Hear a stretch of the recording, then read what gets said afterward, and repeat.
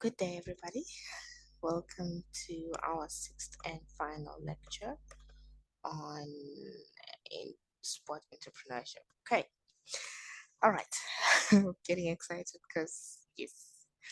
Okay, so we are going to talk about commercialization of sport. I love this topic. I hope I don't take too long. All right, okay. So let's start by looking at the nature of commercialization of sport. Why would you do this to me? All right.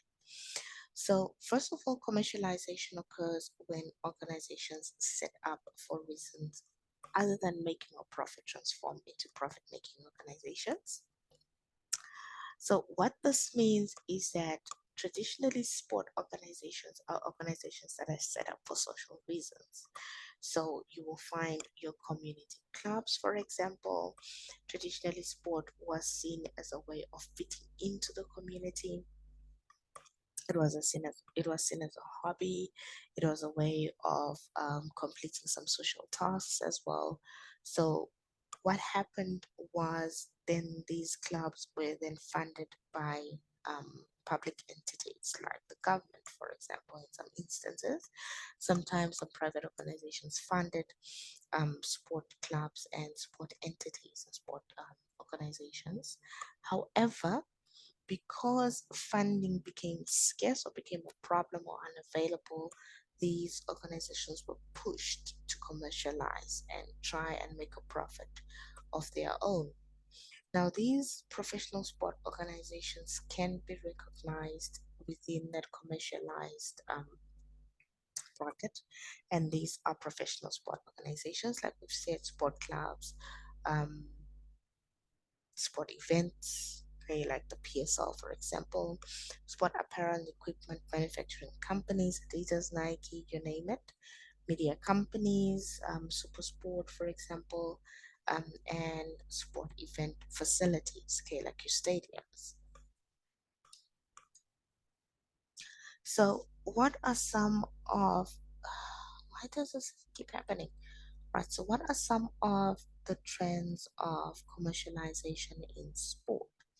Well, you see, when a sport becomes commercialized, it becomes more specialized. Okay, so the entire industry has become more specialized, and this has led to the emergence of multiple sport products.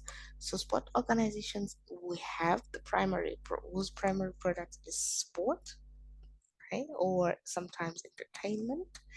We have media, we have sponsorship and endorsement organizations, as well as sport goods and services. So they become more specialized and they focus on one particular element. Mm. Right. So, what are some of the benefits and drawbacks of commercialization? And I've given them to you in contrast again so that you can clearly see some of those differences. Some of the benefits include specialization, as we've said. Then the organization focuses on the one thing. Okay, so if it is a sponsorship company, if it is a sport marketing company, it focuses on marketing. If it is a sport consulting company, it focuses on just consulting. If it is a sport goods manufacturing company, then that is what they focus on, and so on. And this increases the market value of professional sport organizations, and the athletes or the workers, they are paid well. Okay, why? Because it's not dependent on donations anymore. They continually make their own money. Now, some of the drawbacks are that there's a risk that the ethics of sport are being destroyed. Okay, I know some of you are very fond of making examples of the Asia Gate scandal. Some of you are very quick to, pick up on those age cheating and so on. So some of those ethics that sport is known for are at risk of being destroyed. The spirit of sport is compromised because everybody wants to make money. So they then get rid of their morals, and the sole goal is to make money. They sell out games and all the stuff that we don't want happening in sport. And thus, sport is at the risk of losing its credibility in exchange for commercial success. So once we have established or commercialized in the industry, there are a couple of things that we need to be aware of, starting with property rights in sports. Now, most of the property rights in sports entail intellectual property, and under that intellectual property, we then find everything else that we will talk about afterwards, like your what are we going to talk about next?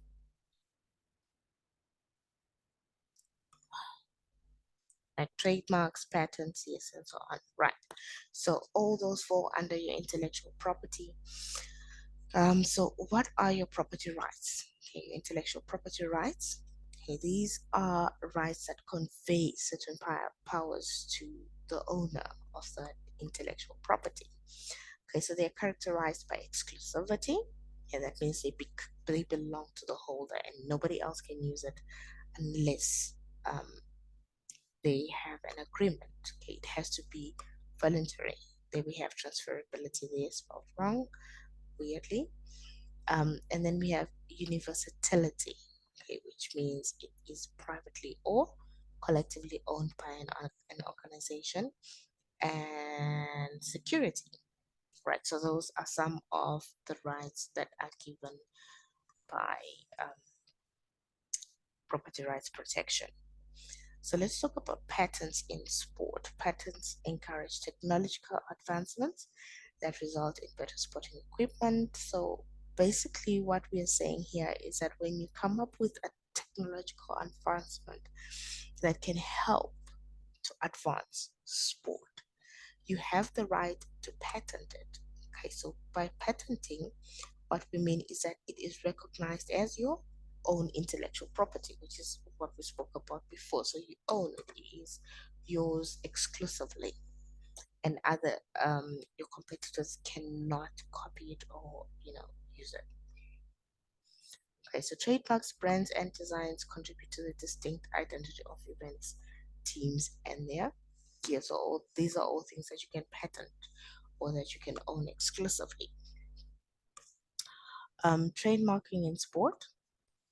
Right, so trademarks are a symbol of a lifestyle or behavior, and there are four categories of trademarks. We have generic trademarks.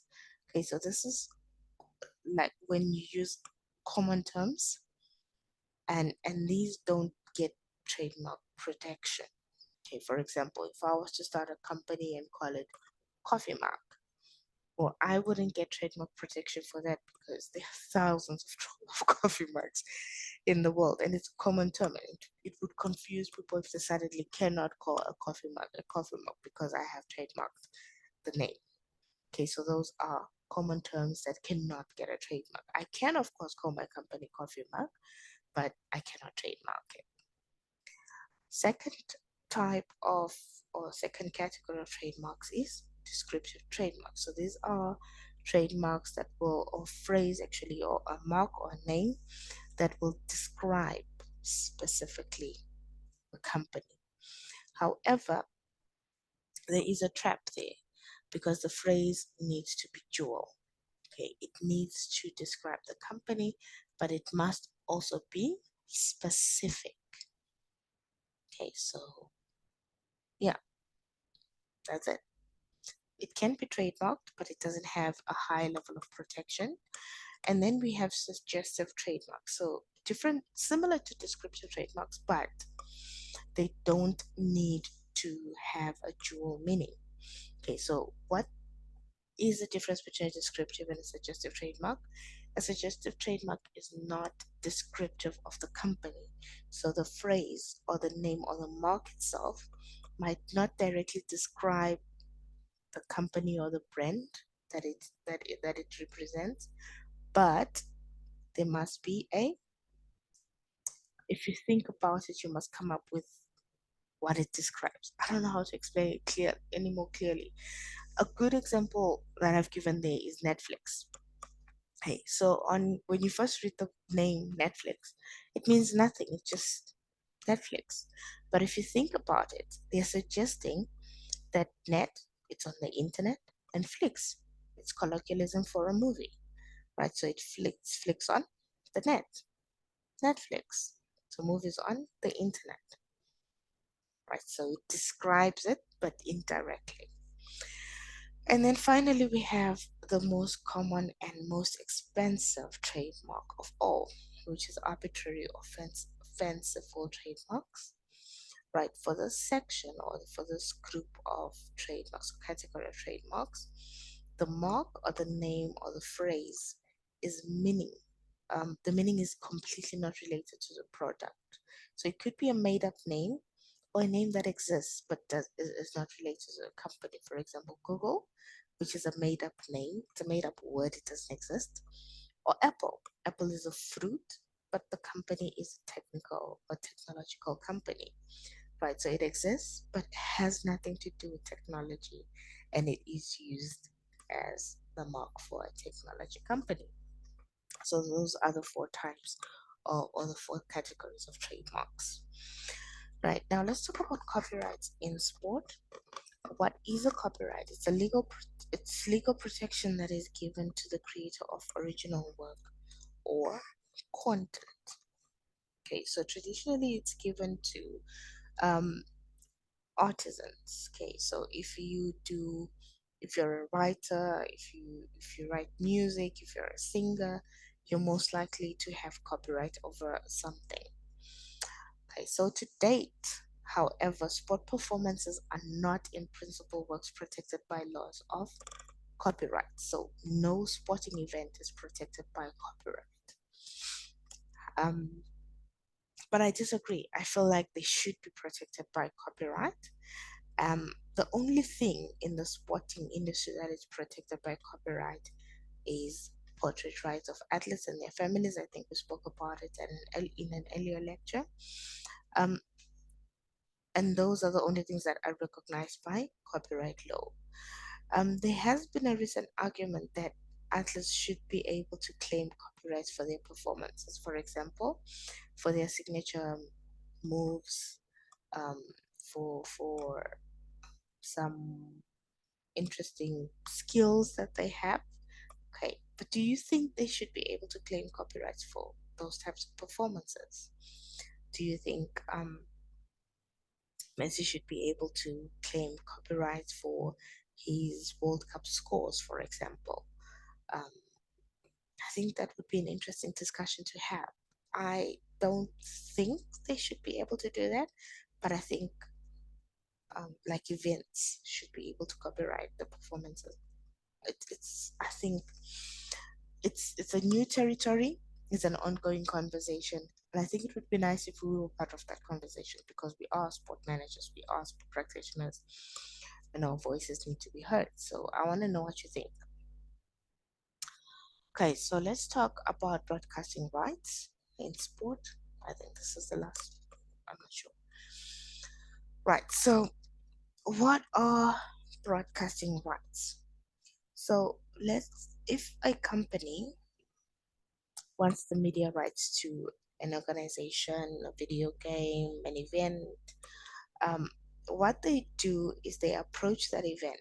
Okay, for example, if Supersport wants um, to broadcast the EPL, what they'll do is they'll approach the EFL and then they will make up a contract with them. They'll sign a contract with them and they will be given exclusive rights to broadcast the EPL, all the EPL games, or however many EPL games they have paid for exclusively in Africa. So that means no other African TV channel can go and get those rights. It's an exclusive broadcasting rights contract. So that's how it works. Okay. So similarly with major and mega tournaments, um, media companies will approach the tournament or the event organizers and purchase those broadcasting rights in order for us to be able to view them on their channel. Right. Moving on from broadcasting rights, okay, which by the way, I must make mention that they are very, very expensive. Broadcasting rights are very, very expensive. It's a very competitive field. And what has happened is that broadcasters would now then get what they call broadcasting sponsors. So, for example, if you're watching a soccer game and then the screen shrinks and you see an advert on the side, that is a broadcast sponsor. So, they are not sponsoring the event, but they're sponsoring the channel that you're watching the event on so that they can afford to pay for you to see or watch that event. Confusing, I'm sure, but you'll get it. Excuse me. All right, let's talk about marketing rights in sports. And we're going to just focus on sponsorship for the moment. Right, so what are some sponsorship rights? Okay, so sponsorship rights are basically the privileges that you pay for as a sponsor. Okay, so when I give you my money, I'm expecting a return on that investment as a sponsor. So what do you give me? Okay, you can give me category exclusivity, you can give me signage at the stadium, you can give me rights to use your event trademarks and logos. For example, when Coca-Cola is a sponsor for the World Cup, you can see the Coke bottles or the Coke cans. They start to have or to use the World Cup logo on their products. Lay's and Lionel Messi, you have Lay's packets that have Messi's face on them. So those are the types of relationships that we're talking about when we talk about sponsorship rights. You find that when you go on the Olympics website, you find a link for McDonald's there. Um, you'll find that if you purchase an Olympic ticket or if you purchase a ticket for the World Cup, you'll find an advert from their sponsor there at the bottom. You'll find that, for example, in 2010, if you went to FNB Bank, they were one of the sponsors, local sponsors for the event.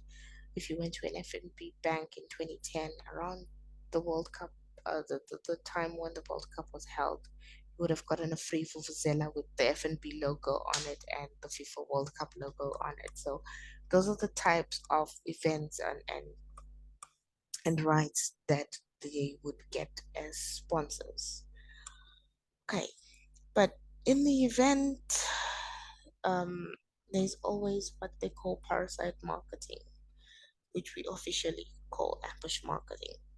So, ambush marketing is when a non sponsor presents themselves as having an association with an event responsee. This is confusing for the consumer because they assume that this entity has a relationship or is a sponsor of the event that they are forcibly attaching themselves to or associating themselves with. So while ambush marketing is quite unethical because you're getting benefits for something you did not pay for, unfortunately it works. For example, in 1984, when Converse was the official sponsor for the Olympics, Nike ambush marketed itself as an official partner of the Olympics, and they actually got quite a bit more um, exposure than Converse did at the time, which is quite sad because Converse had paid for those rights and Nike got the exposure. Secondly, another example that I can give you there is Kulula Airlines in 2010 during the FIFA World Cup. They were not an official sponsor. However, they did release an advert that implied that they were a partner of the FIFA World Cup. Now, while this advert raised a lot of controversy and was taken off air, and FIFA complained about it and sued them, blah blah blah, Kulula got the benefits from that advert because everybody was talking about the controversy. Everybody started to recognize it as an airline. Everybody started to talk about who they are, what they do, and so they achieved their goals. Okay, they gained recognition and probably up their sales because they were a cheaper airline, a smaller airline, a local airline. So, all right. So finally, let's take a look at licensing in sport. And I've said those are the things that you need to get licenses for if you're going to engage in. Okay, so merchandising in sport. If you're going to sell sport merchandise, you need a license. You need a license to be able to purchase branded material. You need a license to be able to wear a certain type of jersey or to have your name or your brand um, written out or printed out on a jersey. Naming rights in sports, you pay for them. For example, FNP Stadium, I think I made that example already. Sometimes you find that the stadium is named after a sport club. Okay, that's because they paid for those rights or they own it, for example. So those are some of the things that you need licenses for, and image rights as well. You can't just take pictures of people and post them online. You need a license. You need to be a licensed reporter. You need to be a licensed journalist. You need to have approval in order to be able to do that. Right. So thank you so much for your patience and your time and staying with me throughout these 6 short, hopefully short lectures. Um, I do hope I made a little bit of sense, even though I was rushing, trying to save your data by not speaking, by not taking long. So if there are any questions, feel free to use the platform on WhatsApp. I will try to open the discussion board on Google Drive. If not, WhatsApp is available. If it's easier for all of us, then maybe we just use WhatsApp. Ask questions, throw in discussion points, throw in your ideas, throw in your opinions. Um, Let me know where you stand, and I'm still waiting to hear from you on those assignment submission deadlines. Thank you so much once more. I wish you all the best, and we will talk offline on WhatsApp. Have a good day.